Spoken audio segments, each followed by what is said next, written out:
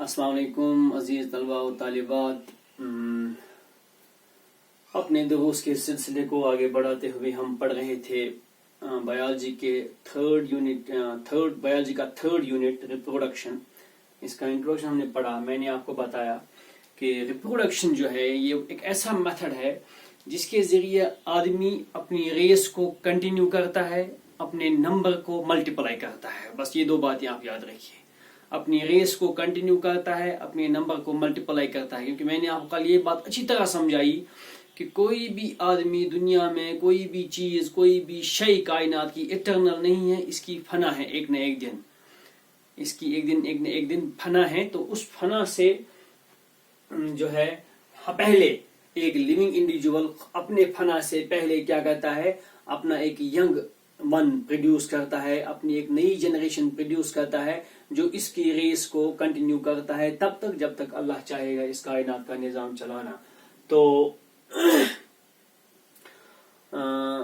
अगर हम देखें दुनिया में जितने भी लिविंग ऑर्गेनिजम्स है, डिफरेंट लिविंग ऑर्गेनिजम्स ने डिफरेंट तरीके इस्तेमाल किए हैं, डिफरेंट मेथड्स इस्तेमाल किए हैं to produce young ones, to produce new generations, to produce offsprings.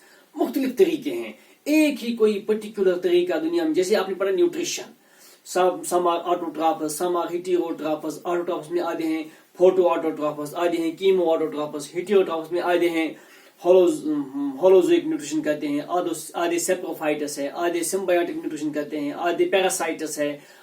मुख्तलिफ तरीके हैं जिनके जरिए इंडिविजुअल्स अपनी लाइवलीहुड को कमाते हैं, अपने इनटेक ऑफ मटीरियल्स को जो है एनवायरनमेंट से हासिल करते हैं। इसी तरह रिप्रोडक्शन के लिए कोई एक पर्टिकुलर मेथड दुनिया में नहीं है। ऑर्गेनिजम्स का डिफरेंट तरीका है जो इन्होंने अडॉप्ट किया है एज पर दियर रिक्वायरमेंट, एज पर दियर एनवायरनमेंट, जिसके जरिए वो रिप्रोड्यूस करते हैं और अपने यंग वन्स को जनरेट करते हैं, अपने यंग वन्स को प्रोड्यूस करते हैं। And those young ones they carry the race forward, they carry the race onwards. Now see, अगर आप देखेंगे रिप्रोडक्शन में जनरल, अगर आप एक नजर डालेंगे दुनिया में जितने भी तरीके हैं रिप्रोडक्शन के, इसके लिए आप इसको दो मेजर मेथड्स, दो मेजर टाइप्स में आप इसको डिवाइड कर सकते हैं। एक टाइप है जिसको हम कहते हैं एसेक्सुअल रिप्रोडक्शन, एसेक्सुअल रिप्रोडक्शन। और दूसरा मेथड है बेटा sexual reproduction.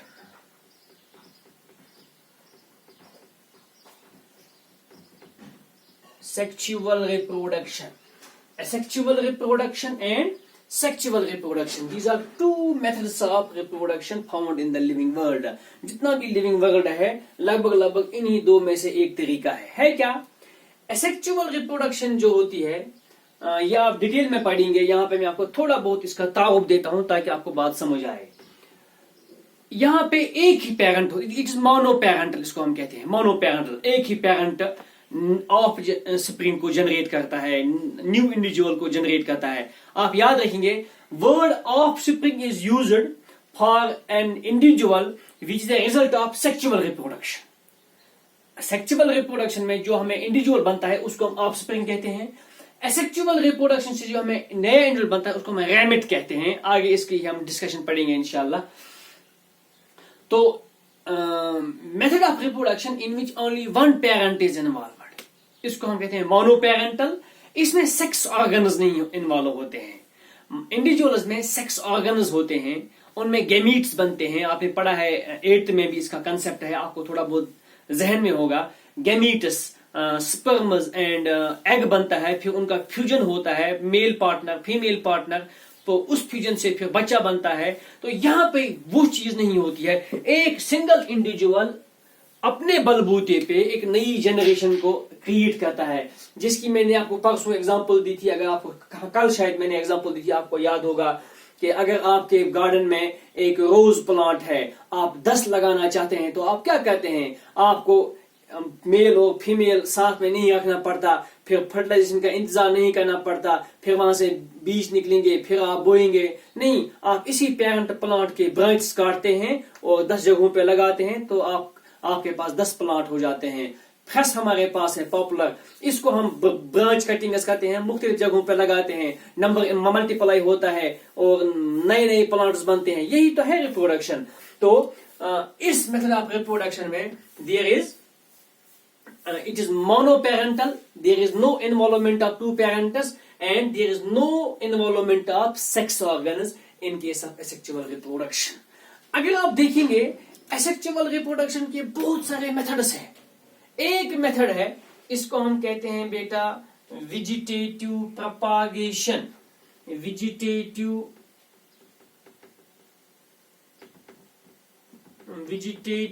Propagation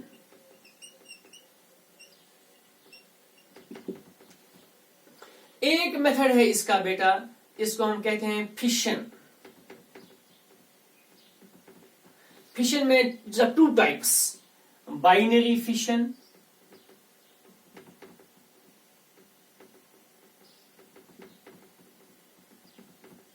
and multiple fission.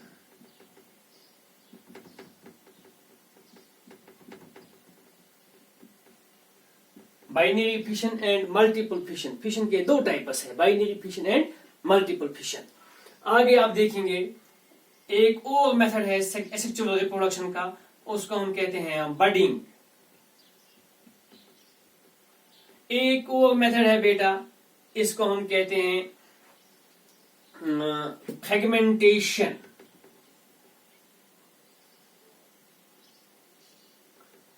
एक और मेथड है एसेक्सुअल रिप्रोडक्शन का, उसको हम कहते हैं बेटा रिजेनरेशन। एक और मेथड है इसका, उसको हम कहते हैं स्पोरुलेशन और स्पोर फॉर्मेशन।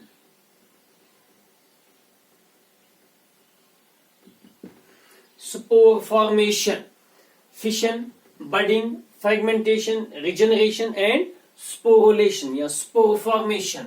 इसी तरह है वेजिटेटिव प्रोपागेशन, इसके भी डिफरेंट मेथड्स है। वेजिटेटिव प्रोपागेशन होती क्या है ये मैं आपको इंशाल्लाह डिटेल में समझाऊंगा, इसके मेथड्स क्या है। यहाँ पे आप जनरल इंट्रोडक्शन, जनरल आउटलाइन आप याद रखेंगे ताकि हमें पढ़ने में बाद में आसानी हो जाए। वेजिटेटिव मेथड में एक हमारे पास है सिटम कटिंग्स, एक हमारे पास में है बेटा लीफ बड्स, एक हमारे पास है लेयरिंग, एक हमारे पास है ग्राफ्टिंग, एक हमारे पास है बच्चा टिश्यू कल्चर। ये आप याद रखेंगे, ये आपको पढ़ना है। इसमें एसेक्सुअल रिप्रोडक्शन पढ़नी है आपको। Vegetative reproduction is a method of asexual reproduction, इसलिए हमने इसकी हेडिंग इसी में लगाई। अंडर दिस एसेक्सुअल रिप्रोडक्शन हम इसको पढ़ेंगे, मगर है एक different method of reproduction as compare to these 5 steps, these 5 methods. तो ये जितने भी तरीके हैं, चाहे स्टेम कटिंग्स है, लीफ बड्स है, लेयरिंग है, ग्राफ्टिंग है, टिश्यू कल्चर है, फिशन है, बडिंग है, फ्रेगमेंटेशन, रिजेनरेशन, स्पोरुलेशन या स्पोर फॉर्मेशन, इन सब में एक ही पेरेंट इन्वॉल्व होता है। There is no production of sex gametes, sex cells involve नहीं होती है, गेमीट फॉर्मेशन नहीं होता है, fusion of male and female नहीं होता है, fusion of male and female gamete नहीं होता है। यहाँ पे एक ही इंडिविजुअल अपने बलबूते पे इंडिविजुअल लेवल पे एक नए इंडिविजुअल को प्रोड्यूस करता है। इसकी बहुत सारी मिसालें आपके इर्द गिर्द है। जब हम इसको इंशाल्लाह कल पढ़ेंगे तो आप आराम से इस चीज को समझ सकते हैं कि हमारे इर्द गिर्द ये जो ऑर्गेनिजम्स रिप्रोड्यूस करते हैं, इनमें से कौन सा मेथड वो इख्तियार करते हैं अपने रिप्रोडक्शन के लिए। सेक्सुअल रिप्रोडक्शन जो होती है ये आपको पढ़नी है ह्यूमन बीइंग्स में पढ़नी है आपको, ह्यूमन बीइंग्स, और पढ़नी है आपको इन फ्लावरिंग प्लांट्स।